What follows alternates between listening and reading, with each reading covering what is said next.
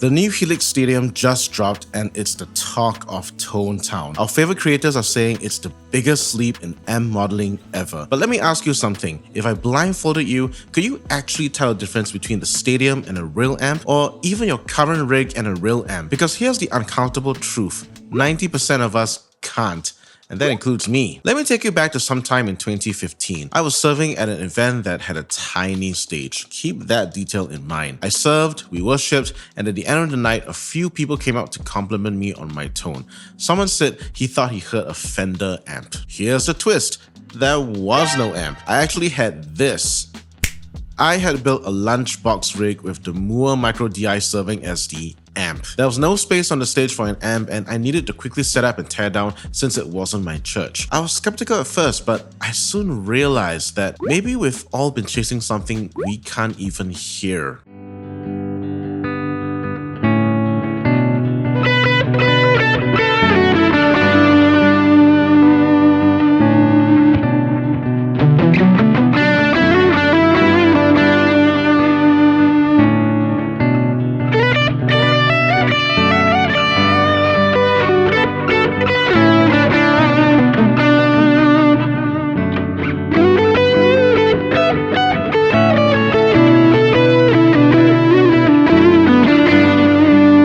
Built this idea that the newer the gear, the closer we're getting to real amps. But what if we already crossed that line years ago? What if this obsession with tone is less about what we hear and more about what we believe? I've been finding that all of the current HX and Pod lineup have incredible tone. Send XLR cables direct to a decent PA, and honestly, it's indistinguishable for 99% of the rooms that we play in, especially churches with in-ear monitors and front of house shaping everything. I even still have my old Pod X3 Live, which I've had since 2008 and is currently a backup rig in church. Now don't get me wrong, gear does matter, but not all gear matters equally. Here's what I think actually moves the needle for a church guitarist. Easy to set up and operate, good in-out options to connect and route equipment, low stage noise, easy preset management, extra utility functions like MIDI automation. We're here in screen cap mode because I want to watch the Line 6 live stream event that was streamed 11 days ago as of the recording of today. I've not watched the live stream recording, so what you're going to see is my raw and honest reaction to the news of Line 6 Helix Stadium features. And all of this I/O fits into chassis that are notably smaller than Helix or Helix LT. Whoa, this is good news for me. This is small. Okay, guys, tone modeling aside, I'm reaching an age where I want to bring as small a footprint of a pedal as possible. And this is huge.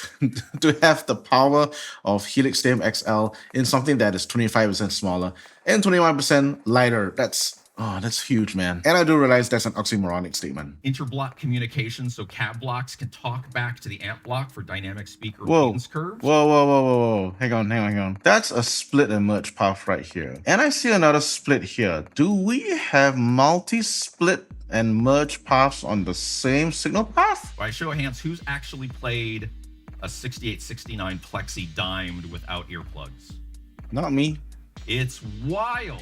Everybody knows what a Plexi sounds like, have actually played in front of one. So I just want to jump at this point real quick. Very few of us have played with live amps, and certainly we've not had the chance or opportunity to be exposed to such a wide vintage and a wide variety of real amps. I've been playing guitar for over 25 years and I've only played with about 4 or 5 tube amps max. I'm not counting the times I've gone to a shop and just plugged in a tube amp and just played through it. I'm counting the times that I performed with one. And for someone of my vintage of 25 years, you would think that I would play a lot more variety of gear. I haven't. I've played 2 Marshall stacks. Excuse me, I played 1 combo and I played a stack. I played a Fender Deluxe Reverb. I played a Fender Super Reverb. My Vox AC4, a THD Univalve. Oh yeah, and there was a time I played a Vox AC30, a friend's one that I borrowed in Sydney. Oh yeah, and a Fender Blues Junior that's in church. So 8 times. We don't know. Most of us don't know what real amps sound like. I've never heard a Highbot before.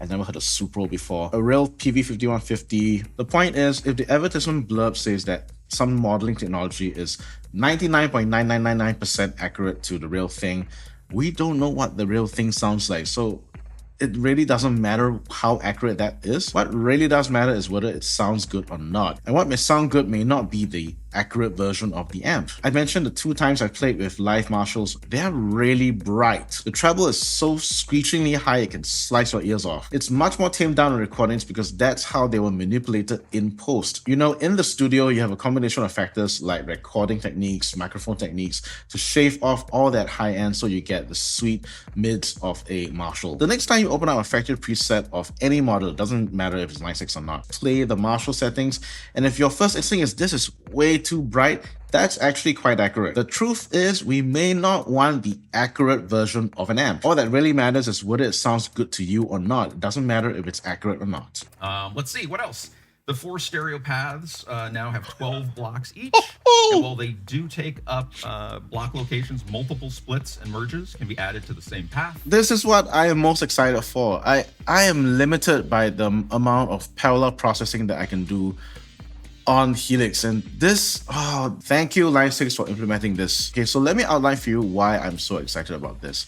In a previous life, I would have had to create a split merge group like this, you know, 2 amps, 2 cabs or whatever in parallel, but then I wouldn't be able to have any other parallel processing before this split block here. So what I can possibly do right now, 2 amps and cabs in this side here, but further up the chain, I can have a split merge group of blocks for delays and reverbs. I am big on stereo parallel paths for delays and reverbs because I think that delays sound cleaner without the reverb affecting them, and the reverb doesn't sound mushy when the delay is being fed into them. So keeping them separate in parallel paths really cleans up your ambient signal. And to be able to do that at the top of the chain and having stereo amps at the end of the chain, that's big. Whether you're controlling the 1/4-inch XLR or phone's output level, if you press the button again, and you'll see our new flexible matrix Q mixer. And each layer is fully dependent, so you can have a completely different monitor mix. They have included what is essentially an IEM mixer in the unit. This is exciting stuff. This solves so many real-life problems that we have on stage on the Sunday morning. Say I drag 3 looper flags onto the timeline. I have set one to record, one to stop, and another one to play. Oh, man. So now during the second chorus, and then you realize, well, wait, I can load in 8 of my own stems from my own record, drag amp flags to switch my amp in real time, drag MIDI flags to control all of my external pedals, which also sync to tempo, recall patches in my keyboards and drum machines, go nuts and trigger MIDI to DMX lighting, send a play message to your laptop that's projecting to the audience or the congregation. I love how he mentioned congregation because he knows this is going to be used on stage on a Sunday morning to manage tracks. This is the big one, the big one. So a few things that are in play here. You've got showcase mode that is essentially going to replace the Ableton Live rig. And this is bonkers because for my entire professional life as a music director, I've had to use Ableton Live or Logic to manage my tracks. Imagine this with me. Showcase is going to eliminate the need to use a laptop on stage, and the updated Matrix Mixer is essentially an IEM station that will help you to send tracks out to the front of house and send clicking cues on a separate output at the same time. Oh, this is bonkers. Oh, this is well done, Line 6. Well done. I'm so excited for the non-tone stuff that's coming out on this pedal. Expand D10 adds Variax. You can also run that to your digital console or your stage box or one of those affordable DA converters that give you XLR outputs. So you now have 10 XLR outs from Helix Stadium. The final piece of the stage puzzle. One of the problems that I have with using my Helix as a way to manage my tracks, I had to submix anything more than 2 tracks on my Helix. Let's say I've got drums, percussion, I've got EG2, I've got an aux, pad playing in the background. That's 4 different outputs I need. If I want it all in stereo, I will need 8 outputs, which I don't have on the Helix. So I have to submix these 4 stereo tracks into a pair of stereo tracks, XR left-right or the 1/4-inch left-right, to the front of house, which is not ideal because the sound guy has to let me know and give me feedback whether the bass tracks are too high, too low, the percussion track needs to be higher or lower. So there's that back and forth having to mix based on live feedback from my sound engineer. Having this one extra bit of equipment, the Expand D10, to send out digital tracks to the stage box so that my mixer can see 10 XLR outputs. That's going to make my sound guy very happy because now he's able to mix stereo pairs of the drums, percussion, the aux tracks, everything independently and not have to rely on me to submix them on the stage. I feel like I've said this too many times, but I'll say it again. I'm so excited for the non-tone parts of Helix Stadium. If you're a music director in church, this is going to be huge. You're going to count a lot of technology on stage. It's going to be one device instead of a processor, laptop, and then like a headphone preamp thing and the splitter to split everything out. I'll admit something kind of embarrassing for someone of my worship ministry vintage. Part of me wants the Helix Stadium not for its features, but because I don't want to feel like I'm falling behind from playing the latest and greatest. In the words of our Gen Z and Gen Alpha brothers and sisters, I have a case of FOMO. But what does that do for the music? What does that do for worship? Because worship and the music we use in service of it is never about us. It's about creating space for people to connect with the Lord. So let's say you're still curious. Should you upgrade? Yes, if you need MIDI automation and tracks integration, you play at large venues where sonic detail matters and your current rig is failing or limiting your flexibility. No, if your rig already sounds great, you don't use advanced features, and you just feel FOMO. Let me be clear, this isn't a bash on the Helix Stadium. It's a reminder that your rig is a tool, not a trophy. And if your current tool helps you serve well, then you're not behind the curve. You're not losing out. You are exactly where you need to be as directed by the Lord. So what do you think? Can you tell the difference between a Kemper, a Helix, a Quad Cortex, and a mic'd amp blindfolded? Drop a comment. Be honest. Let's have some real conversation. And hey, if this helped you rethink your gear addiction just a little bit, consider liking, subscribing, and hitting that bell icon. Check out this playlist of budget gear that I believe offer great value in providing great tone at wallet-friendly prices. See you then.